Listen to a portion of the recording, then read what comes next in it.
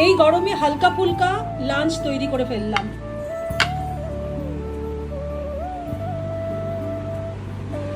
Rice সাথে সেই কম তেলে বেগুন ভাজা করা, যেটা তোমাদের টিপস দিলাম।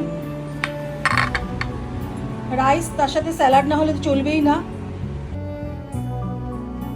ভাতের সাথে এই ডাল, এটা পুরোপুরি নিউট্রিশন কভার করবে। এর মধ্যে আমি সমস্ত কিছু দিয়েছি, পাঁচমিশালি সবজি, ড্রামস্টিক, টমেটো।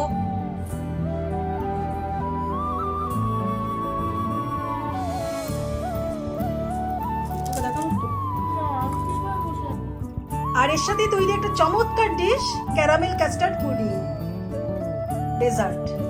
দারুণ না? হানি দিয়ে দিয়েছি, হানি টপড পুডিং। এবার তোমরা বলো কোন ডিশটা তোমরা বানানো দেখতে চাও, এই ক্যারামেল কাস্টার্ড পুডিংটা